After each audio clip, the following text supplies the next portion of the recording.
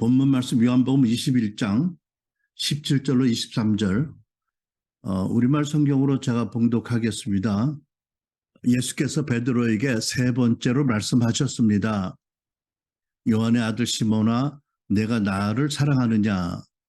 예수께서 세 번째 내가 나를 사랑하느냐고 물으시자 베드로가 근심하며 말했습니다. 주여, 주께서는 모든 것을 아십니다. 제가 주를 사랑하는 것을 주께서 아십니다. 예수께서 베드로에게 말씀하셨습니다. 내 양떼를 먹여라. 내가 진실로 네게 말한다. 내가 젊어서는 스스로 옷 입고 원하는 곳으로 다녔지만 늙어서는 남들이 내 팔을 벌리고 너를 묶고 내가 원하지 않은 곳으로 너를 끌고 갈 것이다.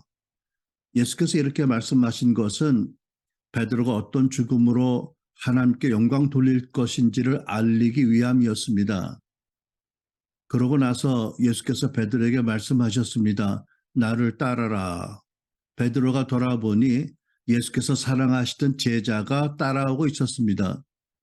이 제자는 만찬에서 예수께 기대어 주여, 주를 배반할 사람이 누구입니까? 라고 물었던 사람이었습니다. 베드로가 그 제자를 보며 예수께 물었습니다. 주여, 이 사람은 어떻게 되겠습니까? 예수께서 베드로에게 대답하셨습니다. 내가 돌아올 때까지 그가 살아있기를 내가 원한다 한들 그것이 너와 무슨 상관이 있겠느냐? 너는 나를 따라라. 이 말씀 때문에 이 제자가 죽지 않을 것이라는 소문이 형제들 사이에 퍼졌습니다. 그러나 예수께서는 그가 죽지 않을 것이라고 하신 것이 아니라 단지 내가 돌아올 때까지 그가 살아있기를 내가 원한다 한들 그것이 너와 무슨 상관이 있겠느냐고 말씀하신 것뿐이었습니다. 아멘. 여러분 모두 잘 아시는 말씀입니다. 제가 지난 주일 집회 때 배신했던 베드로를 예수님이 찾아오셔서 용서하시고 그 소명을 회복하게 하신 예수님의 그 언행이 오늘 우리에게 무슨 의미가 있는지를 살펴보는 시간이 되기 원합니다. 오늘 본문을 통해서 성령님께서 저와 여러분에게 무엇을 말씀하시는지를 잘 듣고 따를 수 있기를 원합니다. 먼저 베드로는요, 자기 생각으로도 절대 용서받을 수 없다고 생각할 만큼 무거운 죄를 지었습니다. 이것은 예수님께서 오래전에 제자들에게 미리 엄중히 경고하셨던 일입니다. 누가복음 12장 8절로 9절 내가 너에게 말한다. 누구든지 사람들 앞에서 나를 시인하면 인자도 나도 하나님의 천사들 앞에서 그를 시인할 것이다. 그러나 사람들 앞에서 나를 부인하는 사람은 나도 하나님의 천사들 앞에서 그를 부인할 것이다. 베드로가 그때 들은 말씀을 잊었을까요? 그런데 혹 그 말씀을 기억하고 있었다 하더라도 사단이 밀가부로 타려고 요구하고 생명의 위협을 받는 상황에서 나는 저를 모른다고 하지 않을 사람들이 몇이나 있을지요. 여러분은 어떠실 것 같아요? 그 자리에서 숨겨져 결단을 하고 예수님을 시인할까요? 아니면 한급한 중에 나도 모르게 부인할까요? 그렇지만 또 우리 생각에 아니 베드로는 나와 다르잖아. 예수님을 친히 뵙고 3년이나 따르고 사랑받고 훈련받은 제자였고 사도 아니야? 뭐 이렇게 우리는 엄중하게 생각할 수 있죠. 그죠? 자기에 대해서는 엄청 관대하고 빠져나갈 길을 찾으면서 네. 마태복음 26장에 보면 이제 이 사건에 관련된 기사가 있습니다. 베드로가 바깥들에 앉았더니 한 여종이 나와 이르되 너도 갈릴리 사람 예수와 함께 있었다 하거늘 베드로가 모든 사람 앞에서 부인하여 가로되 여기 모든 사람이라고 아주 적실했네요. 베드로가 모든 사람 앞에서 부인하여 이르되 나는 네가 무슨 말 하는지 알지 못하겠노라 하며 앞문까지 나아가니 다른 여종이 그를 보고 거기 있는 사람들에게 말하되 이 사람은 나사렛 예수와 함께 있었도다 하매 베드로가 맹세하고 또 부인하여 이르되 나는 그 사람을 알지 못하노라 하더라. 조금 후에 곁에 섰던 사람들이 나와 베드로에게 이르되 너도 진실로 그 도당이다. 내 말소리가 너를 표명한다 하거늘 네 사투리가 그걸 증명한다 하거늘 그가 저주하며 맹세하여 이르되 나는 그 사람을 알지 못하노라 하니 곧 닭이 울더라. 이에 베드로가 예수의 말씀에 닭 울기 전에 내가 3번 나를 부인하니라 하심이 생각이 나서 밖에 나가서 심히 통곡하니라. 이미 늦었어요. 그죠? 3번씩이나 모른다고 부인했어요. 그리고 저주하며 맹세했다고 그러잖아요. 누가 누구를 저주했을까요? 베드로가 만약 내 맹세가 거짓말이면 저주가 내게 와도 좋다고 스스로에게 저주하고 맹세한 거잖아. 그죠? 그 순간 생각해보면 그 순간에 느낀 죽음의 위협을 당해서 살아남으려고 몸부림을 처참하게 친 것 같아요. 그죠? 아니 예수님께서 사람들 앞에 너희들이 나를 부인하면 나도 부인할 것이라고 말씀하셨음에도 불구하고 사도 중에 우두머리라고 일컫는 베드로가 나는 전혀 모른다고 3번이나 스스로를 저주하고 맹세해야 합니다. 또 뿐만 아니라 우리가 성경을 좀 더 거슬러 읽어보면 얼마 전에 제자들의 부인과 배신을 예언하신 예수님 말씀을 듣고 그 자리에서 모든 제자들 앞에서 정면으로 예수님의 말씀을 반박했잖아. 이제 베드로가. 누가복음 22장 또 그들 사이에 그중 누가 크냐 하는 다툼이 난지라 25절 예수께서 이르시되 31절 시몬아 시몬아 보라 사단이 너희를 밀가부로 타려고 요구하였으나 32절 그러나 내가 너를 위하여 내 믿음이 떨어지지 않기를 기도하였노니 너는 돌이킨 후에 내 형제를 굳게 하라. 33절 그가 말하되 주여 내가 주와 함께 오게도 죽는데도 가기를 각오한나이다. 이르시되 베드로야 내가 네게 말하노니 오늘 닭 울기 전에 내가 3번 나를 모른다고 부인하리라 하시니라. 그러니까 베드로가요 무슨 정신이었는지 모르겠어요.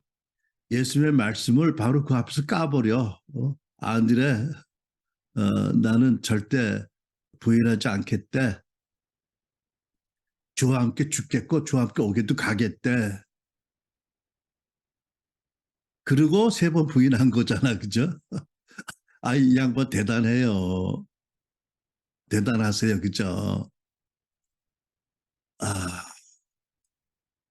그래서 우리에게 친감을 주는지도 모르겠어. 그치?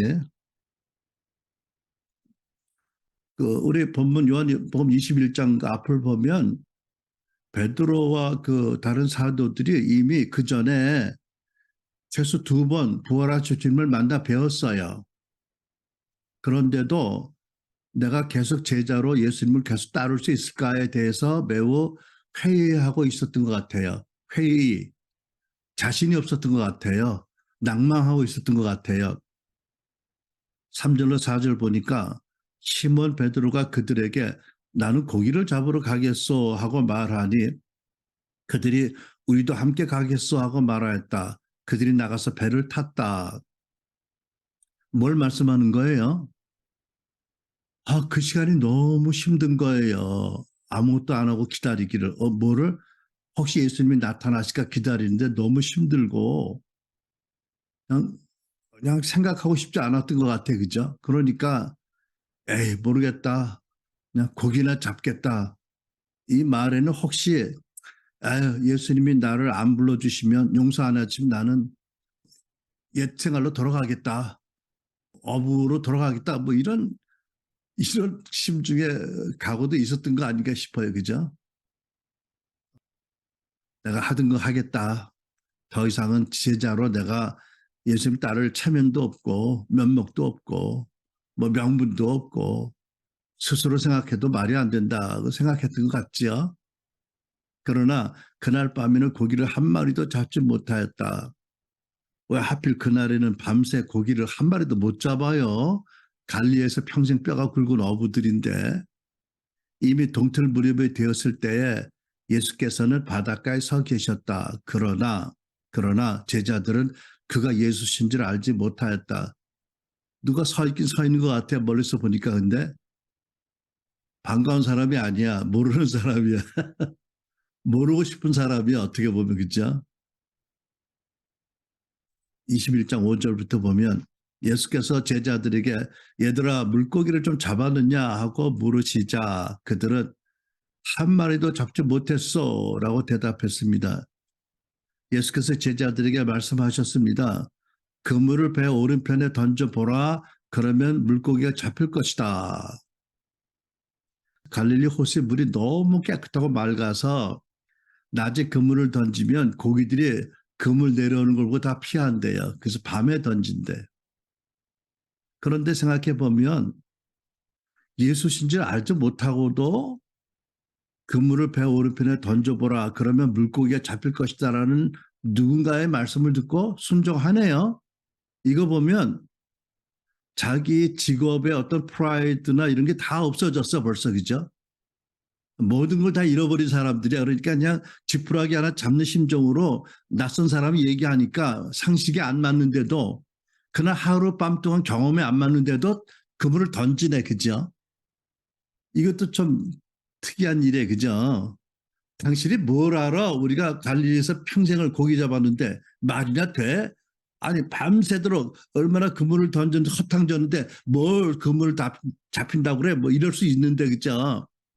그러니까는 뭐 모든 게 다 무너진 거야 이 사람들이 지금. 그냥 지푸라기도 하나 잡을 심정인 거야. 그죠? 낮아지고 깨어졌어요. 그죠? 아 이게 예수님의 음성이라고 듣고 한 게 아니라니까. 그냥 모르는 사람이 하는 말인데도 전문가인 어부들이 그 말을 따로 그만큼 처참하게 낮아진 거야. 그죠? 그 자부심으로 보면. 아 그랬는데 제자들이 그물을 배 오른편에 던지자 물고기가 너무 많이 걸려 그물을 배 안으로 끌어올릴 수가 없었습니다. 터질 것 같이 많이 잡혔어요. 그죠? 이게 웬일이에요? 7절 예수께서 사랑하시는 제자가 누구죠? 요한이에요. 베드로에게 말했습니다. 주시다. 시몬 베드로는 주시다라는 말을 듣자마자 벗어두었던 겉옷을 몸에 걸치고 물러 뛰어들었습니다. 참 베드로는 참 특이한 사람이에요. 그죠? 배를 끌고 가면 되는데 하도 고기가 많이 잡혀서 배가 천천히 가니까 그 급한 성격에 그냥 물로 펀쩍 뛰어들었어. 그런데도 또 옷을 챙겨 입어. 그치? 그래도 주님 앞에 최소한 또 몸은 가리려고. 하여튼 참 재밌는 양반이세요. 풍덩 뛰어들어 막 헤엄쳐 나가는가 배보다 앞서서. 그죠? 8절 그러나 다른 제자들은 배를 탄 채 물고기가 가득한 그물을 끌면서 배를 저 육지로 나왔습니다. 배가 바닷가에서 한 200규빗, 한 60m 정도 밖에 떨어져 있지 않았기 때문입니다. 새벽에 어른어른 사람의 형체는 보더라도 정확히 못 볼 그런 상황이겠죠. 60m. 제자들이 육지에 도착해서 보니 숯불을 피워놓았는데 누가 피워놨을까요? 예수님이 친히. 그죠? 숯불을 피워놓으셨어요. 추우니까. 특히 베드로가 얼마나 춥겠어. 덩덩 뛰어들어가지고 시험 쳐서 왔으니 남들은 젖지는 않았지. 근데 뭐 그걸 챙기셔. 그 상황에 숯불을 피워놨는데 숯불 위에는 생선이 좀 놓였었고, 그러니까 예수님이 제자들이 잡아온 생선을 잡수시기 전에 먼저 생선을 어떻게 갖고 계셨나요? 그죠? 그 새벽에 재밌어요. 빵도 있었습니다. 준비해 오셨네요. 그죠? 예수님이. 어, 시몬 베드로가 배에 올라 그물을 육지로 끌어내렸습니다. 그물 안에는 큰 물고기가 153마리나 들어있었습니다. 물고기가 이렇게 많았는데도 그물은 찢어지지 않았습니다. 예수께서 제자들에게 말씀하셨습니다. 와서 아침을 먹어라. 그러니까 브렉퍼스트 미팅을 하셨네요. 제자들과 같이요. 그죠? 그 새벽에 호숫가에 추운 새벽에 다들 그분이 주이신 줄 알고 있었기 때문에 제자들 중 감히 그분께 누구십니까? 라고 묻는 사람이 없었습니다. 이거 보면요, 다 기가 죽어가지고 엄청 기가 죽었어요. 눈치만 보고 설설설 기어 그 앞에서, 그죠?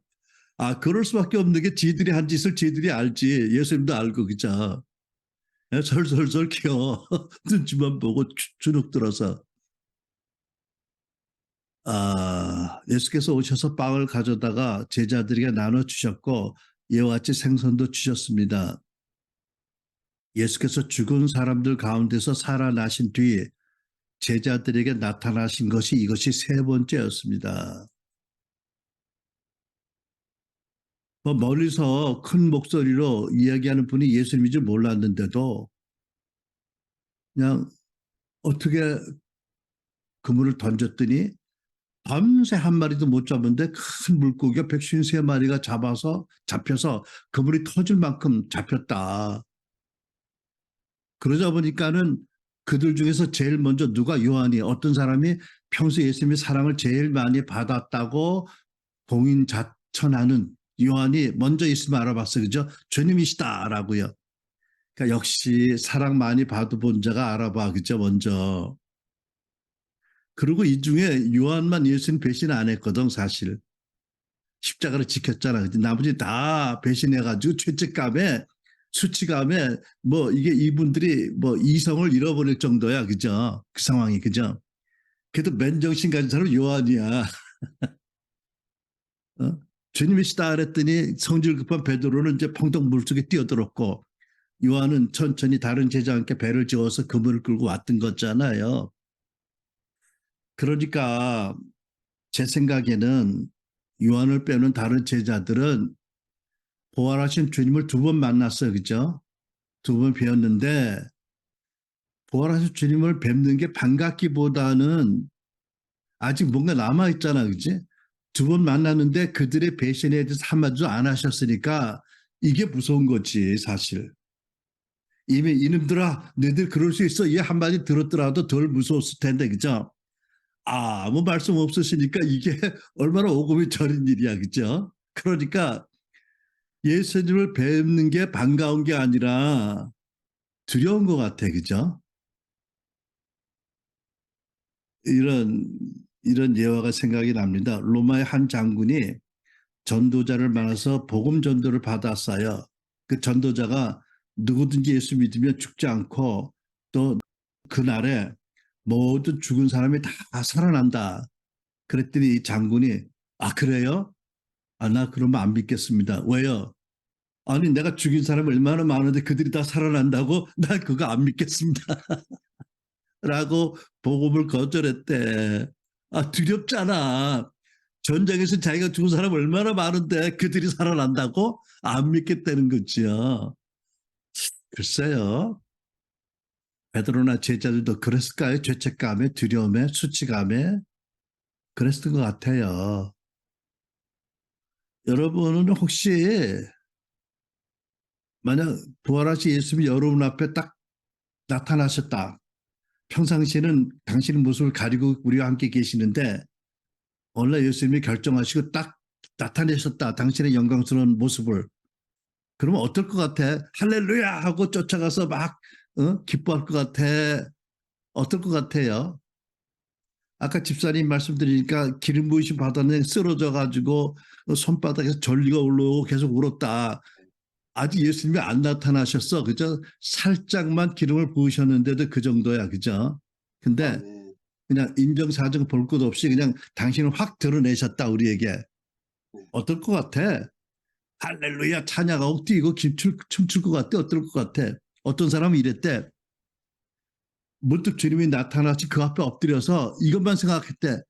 지금 나 생각으로 죄 짓지 말아야 돼. 지금 죄 짓지 말아야 돼. 죄 지면 안 돼. 안 돼. 이러다가 예수님 가버리셨대.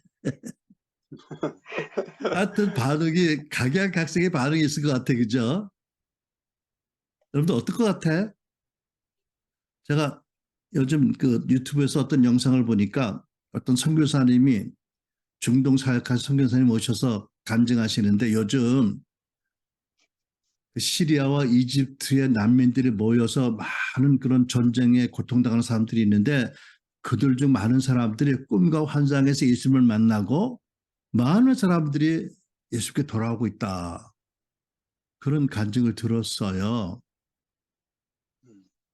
와, 근데 베드로와 제자들이 이미 최소한 두 번 예수님을 만나 뵈었는데도 아직도 자기들이 안에는 그 죄책감, 수치감, 실패의식 이게 다뤄지지 않았기 때문에 반갑지는 않은 거예요. 피할 수도 없고 그죠. 그분 앞에 어떻게 피해. 반갑지 않은 거예요. 그죠. 아담과 하와가 숨은 것 같이 숨고 싶은 거예요. 그죠. 근데 그 앞에서 누가 숨어. 어떻게 숨어. 어, 혹시 그들이 이미 들은 말씀 누가복음 12장 10절 말씀 잊어버린 것 같아. 누구든지 인자를 욕하는 사람은 용서를 받겠다. 그래서 말씀하셨거든요. 그러니까 두 말씀을 다 잊어버렸든지 특히 이 시점에서 누구든지 인자를 욕하는 사람은 용서를 받겠다. 그러나 누구든지 성령을 모독하는 사람은 용서받지 못한다는 말씀을 잊어버린 게 아닌가 싶어요. 그러니까 자기는 내 이 죄를 어떻게 용서를 받겠느냐라는 그 두려움, 깊은 죄책감, 절망감에 사로잡혀 있었던 것 같아. 근데 여러분, 우리가 생각하기에는 정신이 똑바로 따면 이분 이미 두 번 나타나셨잖아. 물론 그 사건을 안 다루셨지만 그 무슨 뜻이에요? 용서하셨다. 여전히 사랑하신다는 메시지가 분명하지 않아? 근데 이 메시지가 안 닿은 거야. 그들의 마음에. 그죠? 여러분 동의하세요? 아니 예수님이 오셨을 때 야전 침대 몽둥이 들고 나타나셨어? 엎드려 이놈들. 너희들이 어떻게 내가 가장 괴로울 때 날 버리고 도망갈 수 있어? 엉덩이 들어. 맞아봐. 뭐 이러셨냐고요? 아니잖아요. 평강이 있을지어다. 평강이 있을지어다. 어? 성령을 내쉬며 성령을 받아라. 너희가 누구의 죄를 용서하면 용서받을 것이고 누구의 죄를 용서하지 않으면 그대로 있을 거다. 말씀하셨으면 아니 솔직히 똑바로 생각하는 사람이라면 예수님이 나를 용서하셨구나. 그러니까 평강을 축복하셨구나. 그리고 우리에게 성령을 주셨구나. 부원을 주셨구나. 그리고 용서하라고 하시는구나. 당연히 생각해야 되는 거 아니에요, 여러분? 내 죄책감, 수치감, 실패의식이 정상적인 생각을 못하게 만든 거예요. 그죠?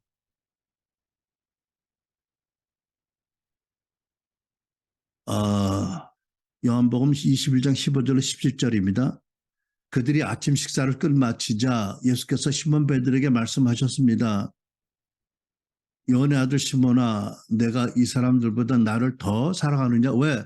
저는 죽어도 오기 같이 가겠고 죽어도 함께 죽겠다고 했으니까 특별히 베드로에게 물으시잖아. 네가 이 다른 제자보다 나를 더 사랑하느냐? 베드로가 말했습니다. 네, 주여, 제가 주를 사랑하는 것을 주께서 아십니다. 뻔뻔한 건 아니죠. 그래도 조금은 사랑함이 있다는 얘기죠. 그죠? 많지는 않은데 조금은 있다는 거죠. 예수께서 베드로에게 말씀하셨습니다. 내 어린 양떼를 먹여라. 예수께서 베드로에게 다시 말씀하셨습니다. 요한의 아들 시몬아, 내가 나를 사랑하느냐? 베드로가 예수께 대답했습니다. 네, 주여, 제가 주를 사랑하는 것을 주께서 아십니다. 알아달라는 거지요. 조금은 사랑하는 게 있지 않냐고. 알아주세요라고 간청하는 거지요. 예수께서 베드로에게 말씀하셨습니다. 내 양떼를 쳐라. 예수께서 베드로에게 세 번째로 말씀하셨습니다. 요한의 아들 시몬아, 내가 나를 사랑하느냐? 예수께서 세 번째, 내가 나를 사랑하느냐고 물으시자 베드로가 근심하며 주여, 주께서는 모든 것을 아십니다. 제가 주를 사랑하는 것을 주께서 아십니다. 예수께서 베드로에게 말씀하셨습니다. 내 양떼를 먹여라. 내가 진실로 진실로 네게 말한다. 내가 젊어서는 스스로 옷 입고 원하는 곳으로 다녔지만 늙어서는 남들이 내 팔을 벌리고 너를 묶고 내가 원하지 않은 곳으로 너를 끌고 갈 것이다. 19절 예수께서 이렇게 말씀하신 것은 베드로가 어떤 죽음으로 하나님께 영광 돌릴 것인지를 알리기 위함이었습니다. 그리고 나서 예수께서 베드로에게 말씀하셨습니다. 나를 따라라. 바른 성경 번역을 보니까 20절에 너는 나를 따라오너라 라고 기록했습니다. 근데 이 말씀은 원어 성경으로 보면 명령형, 현재형 동사로 쓰여졌습니다. 무슨 뜻이냐면 이제부터 계속 나를 따르라고 명령하신 뜻입니다. 여러분, 예수님이 세 번 부인한 베드로에게 세 번 물으셨고요. 베드로가 부인했던 그 환경이 생각나는 그 새벽에 그 추위 속에 사람들이 화토불을 주변에 들러있다가 베드로에게 너도 일당이지 할 때 아니라고 맹세했던 그 상황이 여실히 기억나게 하는 그 상황을 만드시고요. 그죠? 그리고 물으시고 세 번. 그리고 사명을 주셨잖아요. 그죠? 이미 예수님은 너희가 누구든지 용서하면 용서받을 것이고 누구든지 용서하지 않으면 그대로 있을 것이라 성령을 받아라고 하셨기 때문에 평강하라 하셨기 때문에 이미 용서하신 것을 충분히 나타내셨어요. 예수님은 베드로가 그걸 믿기를 원하신 거예요. 그죠? 그런데 여러분 그리고 나를 따라오더라고 분부하세요. 용서하신 거예요? 안 하신 거예요? 당연히 용서하셨죠. 아니, 예수님을 베드로가 부인하기 전에 이미 아셨고 이미 그때부터 용서하셨던 거예요. 그죠? 발을 닦아주실 때부터. 아니, 처음 베드로 보실 때는 몰랐을까? 그분이? 이 친구가 지가 잘난 척하고 전후의 시치를 받고 저 혼자 높은 척하다가 지가 제일 먼저 고꾸라지고 제일 심하게 고꾸라지고 그리고 그 어두움의 밤을 헤치고 결국은 나를 따라올 거다. 다 아시고도 하나도 내색하지 않고 사랑하셨잖아요. 그죠? 예수님의 용서는 이미 처음 부르실 때부터 아니 창세전부터 이미 작정된 거예요. 그죠? 그러면 여러분과 나는 어떨 것 같아? 여러분 너는 나를 따라오너라 하는 말씀이 꼭 베드로에게만 주셨을까요? 요한에게는 안 주셨을까요? 다른 제자들에게는 안 주셨을까요? 왜 안 주셨겠어요? 다 다른 걸 보면 다 주신 거예요. 그러면 이 말씀이 여러분은 안 주셨을까요? 왜 안 주셨어요? 졸려도 예배 드리는 거 보면 부르심 받은 존재라는 걸 말하잖아, 행동으로. 아닌가요, 여러분? 여러분도 여전히 죄책감과 수치감과 실패의식 때문에 주저주저하고 예수님 만나기 두려워하고 반갑기보다는 더 죄책감이 앞서고 이런가요? 그래서 못 따라가고 있나요? 여러분, 왜 우리에게 너를 나라 따라오느라고 하셨을까요? 먼저 내가 너를 사랑해. 내가 너를 사랑하기 때문에 네가 나를 따라주기 원해. 내가 네 죄를 십자가에서 다 용서했어. 또 나는 네가 필요해. 뭐 이런 여러 가지 복합적인 의미로 너는 나를 따라오너라고 하시지 않나요? 어떻게 생각하세요?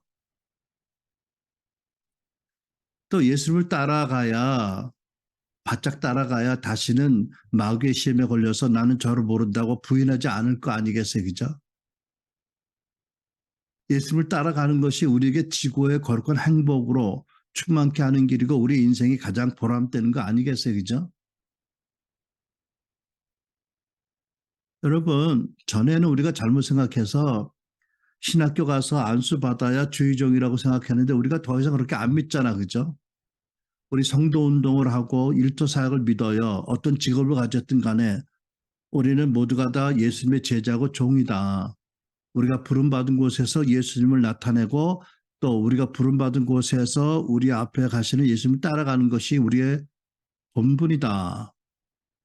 우리의 삶이다, 생명이다라고 믿잖아요. 그죠?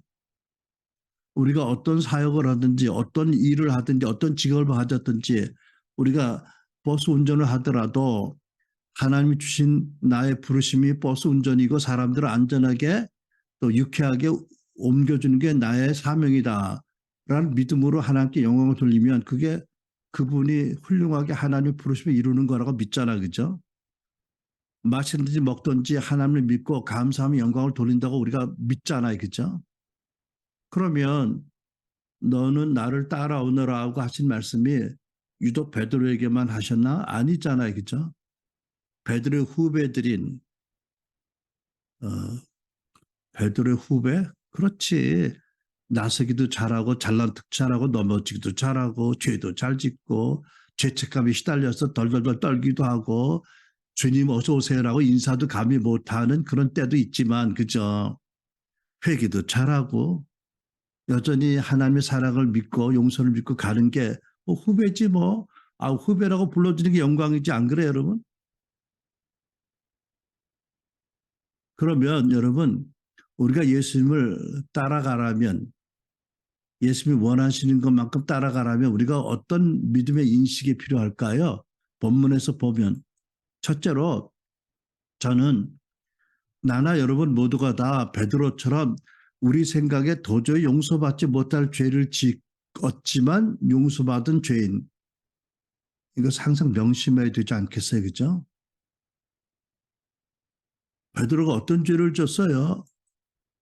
아, 참 이게 위로가 되는지 몰라도 나는 그래도 베드로 같은 죄를 안 질 것 같아. 왜? 예수님이 육신을 입고 이 땅에 오신 것은 그때 3년이고, 그죠? 다시는 그 동생을 되풀이 안 하실 거니까 베드로처럼 끝까지 쫓아가서 그 아파하시는 그 고통당하는 베드로 면전에서 예수님 면전에서 3번이나 난 저를 모른다고 이렇게 그 가슴에 칼을 못 박는 짓은 안 할 거잖아. 그죠? 우리 그런 기회는 없어. 그죠? 가론 유다 같이 뒤에서 까는 뒤통수 까는 죄질 기회는 없어. 그죠? 왜 예수님이 다시 십자가 달리실 일이 없으니까 영원토록 그는 이미 부활하시고 우리 왕 되시고 우리 구주시니까. 그죠? 아, 그래도 그렇지. 우리도 뭐 그게 위로가 돼? 우리는 어떤 죄를 졌는데? 그럼 어떤 죄를 졌어요? 여러분 이런 말씀 알죠? 야고보서 2장 말씀. 만일 여러분이 겉모습으로 사람을 판단한다면 죄를 짓는 것이며 율법이 여러분을 범죄자로 판정할 것입니다. 누구든지 율법 전체를 지키다가 어느 하나를 범하면 율법 전체를 범하는 셈이 되기 때문입니다. 뭐라고요? 율법의 하나를 범해도 전체를 범한 것 똑같다는 거죠. 아비를 죽인 거나 어미를 죽인 건 똑같은 죄라고 하시잖아요. 그죠? 그러니까 베드로 형님보다 우리가 덜 죄를 절 졌어? 베드로 형님도 율법 전체를 지은 범한 죄인이고 우리도 율법 전체를 범한 죄인이라니까 좀 낫기 바래요. 13절 긍휼을 베풀지 않는 사람에게는 긍휼 없는 심판이 있을 것입니다. 긍휼은 심판을 이깁니다. 우리가 남에게 긍휼을 안 베풀면 긍휼 없는 심판을 당할 것이다라고 무섭게 경고하시잖아요. 그죠? 근데 뭐 베드로보다 훨씬 훌륭한 사람이라고 생각하세요, 여러분?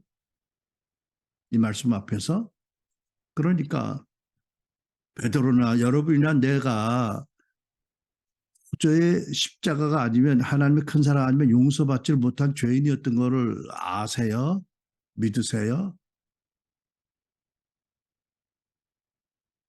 그 동물의 왕국이라고 불리는 아프리카 세렝게티 초원이 있잖아요. 이 초원을 시속 80km로 떼져 달리는 누라는 그 무시무시한 그 덩치가 꽤 커요. 적은 것들이 아니에요. 뿔 달리고 암컷도 뿔 달리고 수컷도 뿔 달렸어. 근데 이것들이 이것들 있지 뭐. 어, 이것들이 때를 지어서 달릴 때 시속 80km로 달린데 어마어마한 속도에 그죠? 그래가지고 매년 1600km나 달린데 엄청난 거리를 80km로 막 달리는 거예요. 그러다 보면 때로는 어떤 일이냐면 앞에 절벽에 벼랑이 있는데도 모르고 계속 달리다가 계속 떨어진대. 이 비극이죠. 그죠? 떼죽음을 당한다는 거예요. 여러분, 저와 여러분도 그 누 때의 일원 아니었나요? 눈이 어두워서 세상 풍조에 휩싸여서 그죠? 마귀가 끌어가는 대로 그 앞에 절벽이 있는지 모르고 막 달렸잖아요. 그죠? 그러다가 어떤 구원의 손이 나를 탁 잡아서 그걸 끄집어낸 거잖아. 절벽 앞에서. 아니 그냥 내비두면 절벽으로 떨어 죽는다고. 근데 구원의 손길이 우리를 찾아온 거잖아요. 그죠? 여러분 보세요. 예수님께서는 모든 인류를 위해서 십자가에서 못 박혀 돌아가셨어요. 그죠? 근데 놀라운 거는 뭐냐면 그분의 성령이 어느 날 수연이를 찾아오고 이성들을 찾아오신 거야. 그분이 어느 날 문득 우리를 찾아오신 거야. 늑대 가운데서 앞만 보고 앞에만 보고 뒤를 쫓아가면 막 전적으로 달려가는데 어느 날 그분이 찾아오셔서 나를 붙잡아 주신 거지요. 다행히도 내가 몸부림치고 거절 안 해서 그분이 손이 나를 움직인 거야. 그죠? 나를 옮기신 거야. 아, 그렇잖아. 우리가 어떻게 예수의 복음을 믿는 구원의 믿음을 갖게 돼서 은혜로 주셨잖아요. 그죠? 어제 어떤 분을 만나는데 중학교 2학년 때 미션 스쿨 다니는데 어느 날 예배 중에 찬송 부르다 자기도 모르게 눈물이 쭉 나오면서 그날부터 믿게 됐대. 참 곱게도 믿으셨더라고 그런 분들은. 여러분 나도 오래전에 왜 한국에 들어와서 애참 선교 시작할 때 한 1년을 그 엄청나는 많은 숫자 학교에 내 학교의 교목실장을 잠깐 했잖아. 어울리지도 않는 그죠? 야 예배 드리는데 참 기가 막히더라고. 뭐 천여 명이 이렇게 들어오는데 선생님들이 다니면서 예배 돕는다고 뭐지 이거 출석부 엄청 크잖아. 시꺼멓고 큰 거. 이걸로 졸음들 머리를 딱 때리고 다녀 여기저기서. 뭐 예배 방해하는 거지 뭐. 아니 사랑의 하나님의 복음을 전하는데 좀 존다고 제자들을 그 무거운 출석부로 머리를 딱딱 때리고 다. 아이 그 베드로들, 응? 그 베드로들 그죠?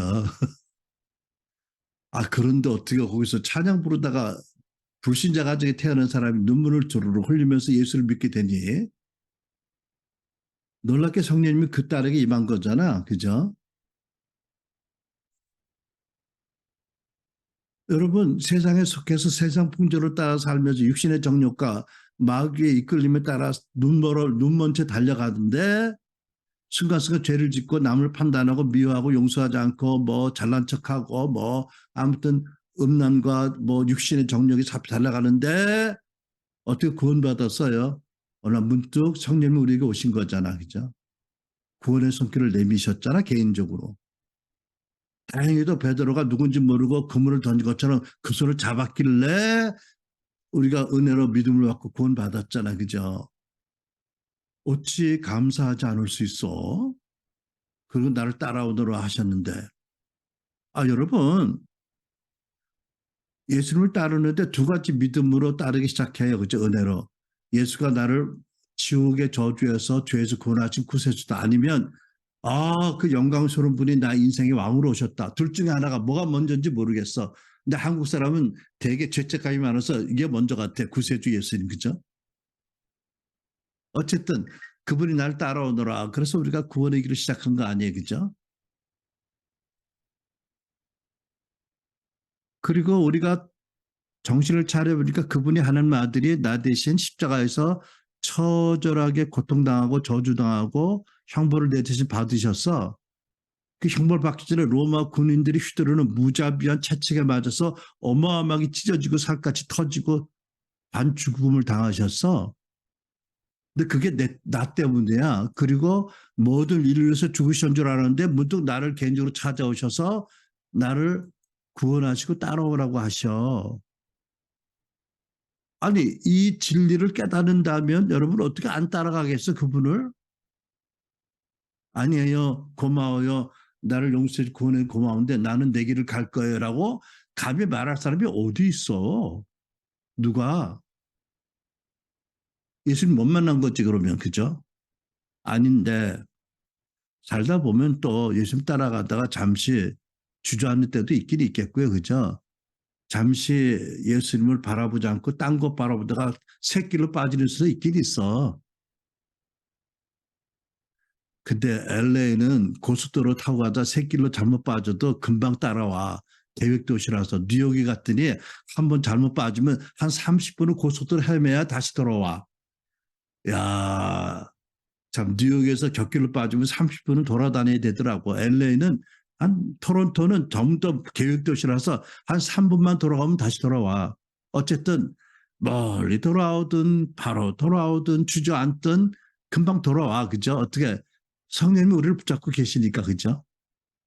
뭐 그럴 수도 있어. 주저앉을 때도 있고 뒤돌아설 때도 있고 딴짓할 때도 있어. 하지만 명심할 게 뭐냐면 예수님이 이렇게 말씀하셨잖아요.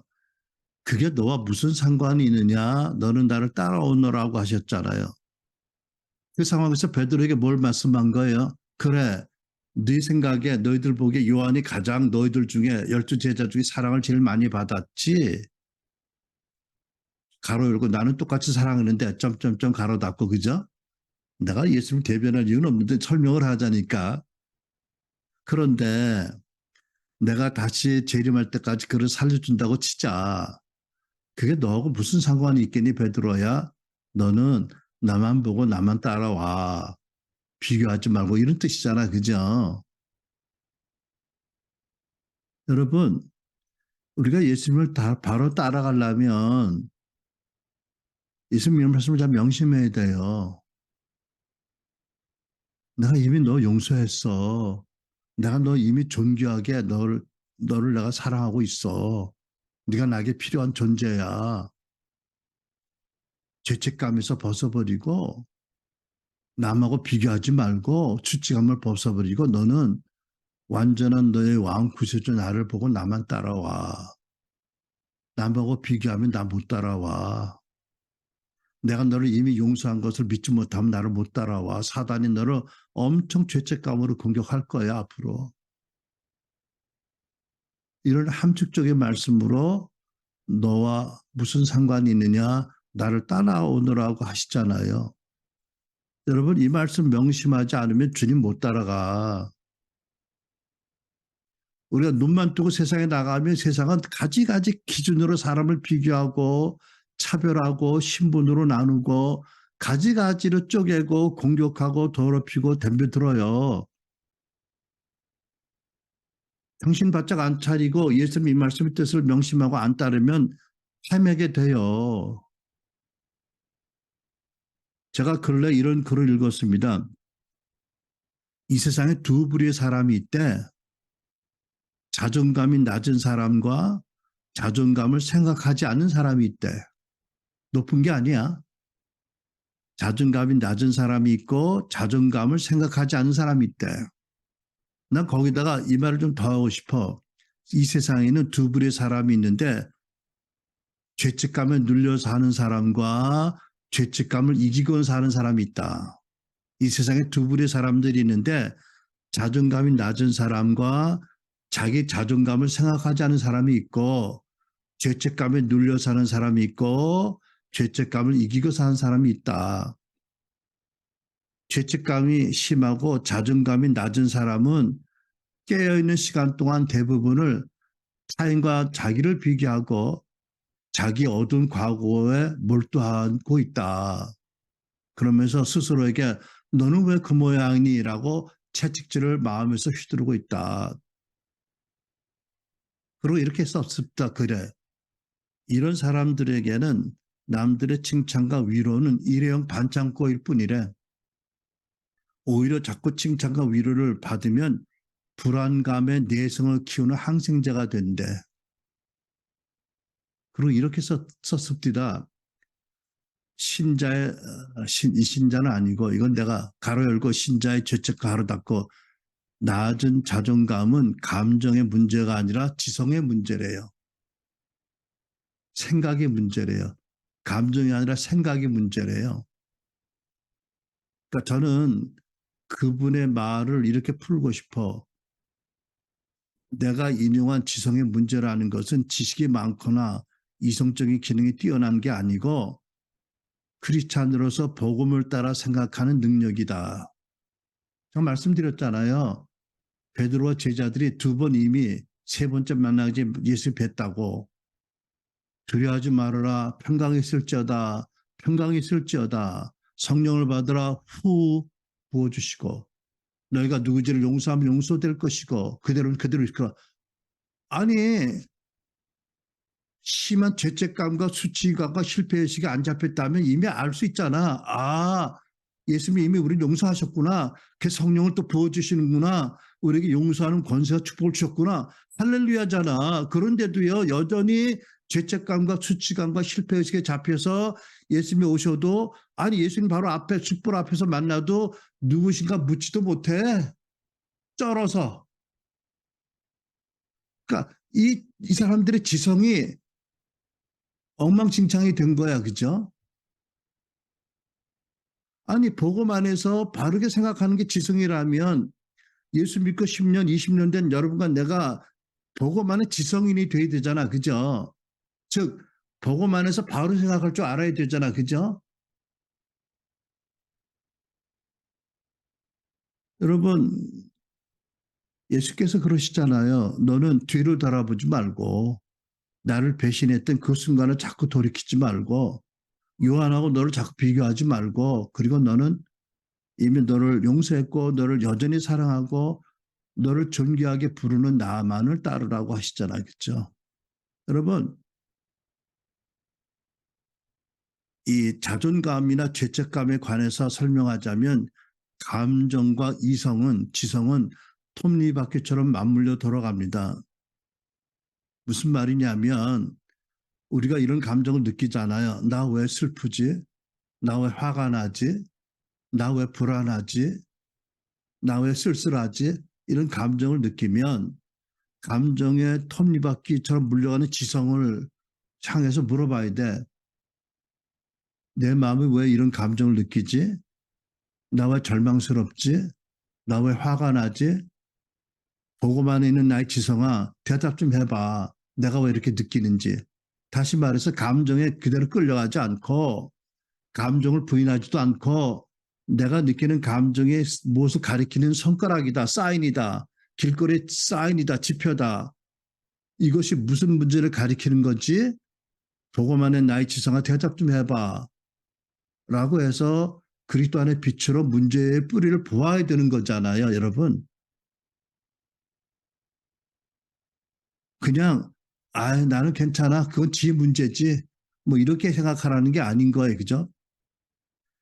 저도 여러분, 제가 예수 믿기 전에 못 깨달았지만 돌이켜보면 내가 가장 우리 집안에 서포트가 필요할 때 우리 집안이 망했었어도 그래서 내가 공부할 의욕을 잃어버리고 그 당시 내가 빠찌 달기도 부끄러워했던 대학을 들어갔을지라도 돌이켜보면 그게 핑계가 아닌 거예요. 그럴수록 또 공부할 수 있잖아. 그지?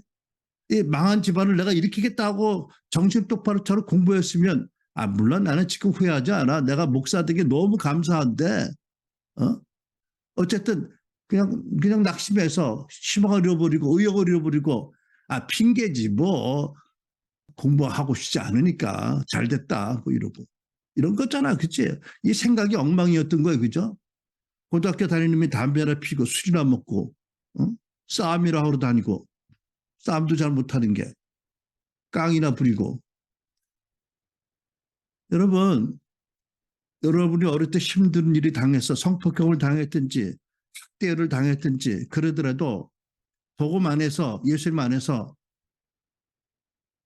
내가 문제가 있는 존재가 아니야. 나는 예수님이 나를 이미 구원하시고 사랑하셔 용서하셔 내가 필요하다고 하셔 나를 따라하고 하셔 라는 믿음의 정체성 믿음의 인식으로 일어서야 되잖아. 그죠? 언제까지나 복음 안에서 바르게 생각하지 못하는 병든 지성을 가지고 살아? 여러분 이게 위로의 차원일 수도 있고 치유의 차원일 수 있지만 치유도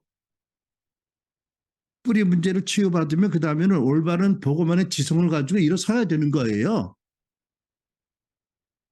언제까지 위로받고 언제까지 사랑받는 존재라는 확증을 받고 싶어해? 그러다가 언제 예수님 따라가? 여러분 트라우마의 상처에 집착하면 모든 에너지를 내 존재가 문제다라는 결론을 얻어내는 데 쓴다고 합니다. 그러니까 건강하지 못한 지금의 삶을 계속 살려고 계속 과거의 핑계를 댄다는 거지요. 예수 안에서 너는 나를 따르라. 누굴 따라? 부활하신 주님. 온 열방을 치유하고 구원하시는 주님을 따라서 치유의 도구, 복음의 전도자, 사랑의 전달자가 되어야 되는데도 여전히 과거에 묶여 산다면 예수님 따르는 게 아니잖아. 여러분, 나이가 들어서도 무책임한 사람들은 되게 10대 수준의 생각에 머물러 있대요. 고린도서에 이런 말씀이 있어요. 내가 어린아이였을 때는 어린아이 같이 말하고 어린아이 같이 이해했지만 어린아이 같이 생각했지만 그러나 어른이 되어서는 어린아이 일들을 벌였습니다라고요. 우리 생각이 복음 안에서 바뀌어야 된다는 거죠. 더 이상 유치한 생각하지 말라는 거죠.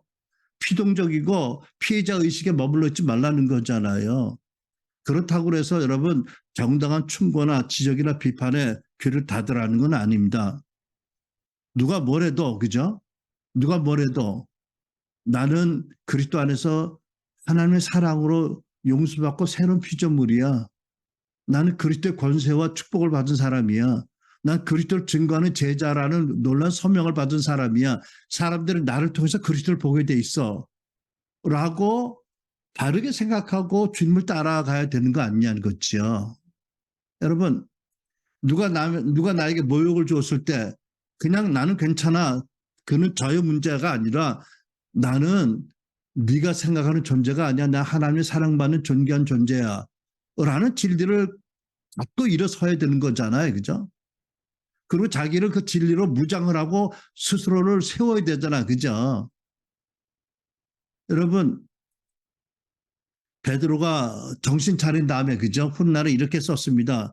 베드로전서 4장에 만물이 마지막에 가까웠으니 그러므로 너희는 정신을 차리고 나도 정신을 잠시 잃었지만 정신을 차리고 보니까 그러므로 너희는 정신을 차리고 근신하고 기도하라. 무엇보다 뜨겁게 서로 사랑할지니 사랑은 허다한 죄를 덮느니라. 여러분 우리도 그리스도의 사랑과 구원과 복음의 진리 안에서 정신을 차리고 바르게 기도하면서 무엇보다 뜨거운 사랑으로 넉넉히 이기는 사람들이 돼야 된다라는 말씀이잖아요. 제가 며칠 전에 매일의 양식을 보고 이런 글을 읽었습니다. 결론적으로 인용합니다.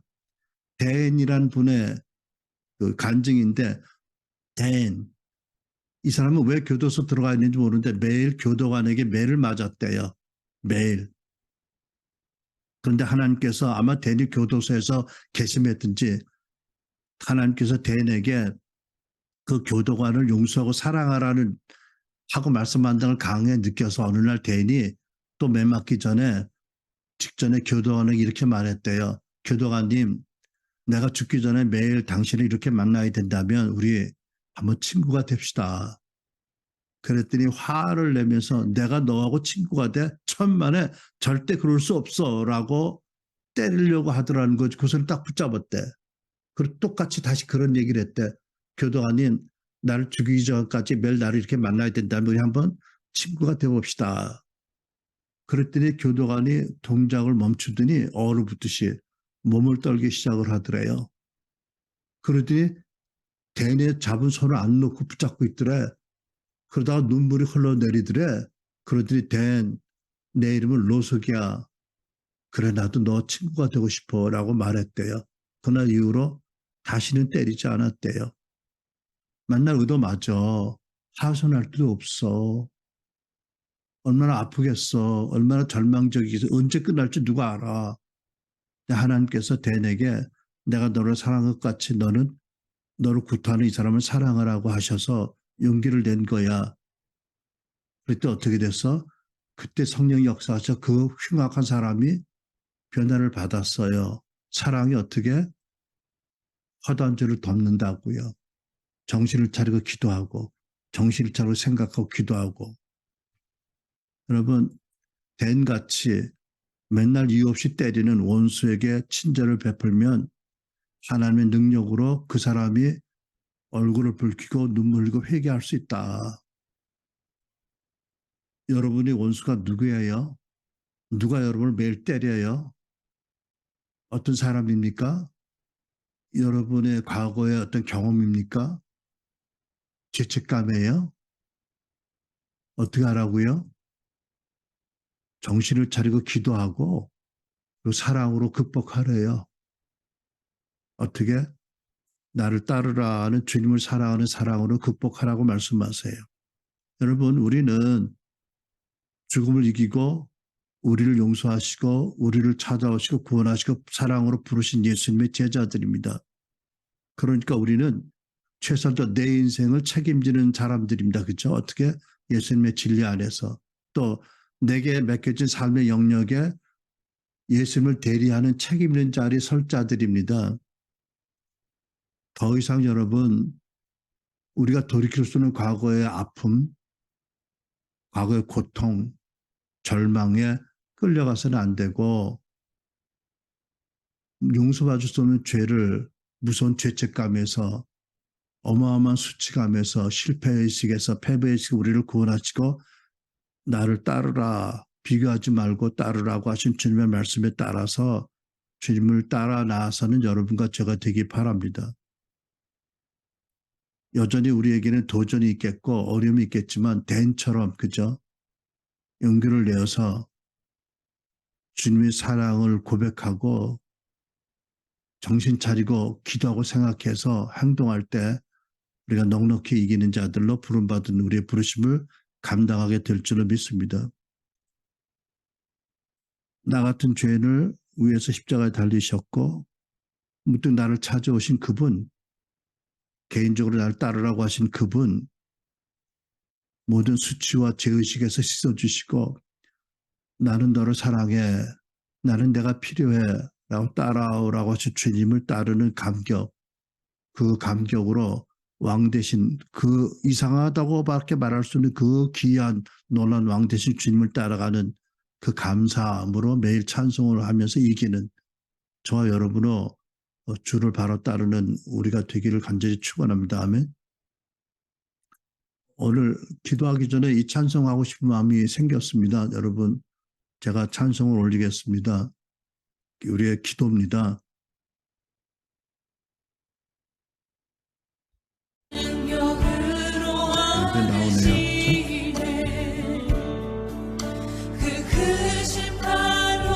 그리고 소리 들리세요? 찬양 들리세요? 네. 이 찬양은 우리 펴달린 기도로 우리 드립니다. 우리 주님이 우리를 부르실 때 우리에게 선한 능력으로 감싸주시며 우리를 따라오라고 부르신 줄 믿고요. 우리 주님 앞에 이 찬양으로 우리의 헌신을 노래하겠습니다. 네, 우리 찬양하며 기도합니다.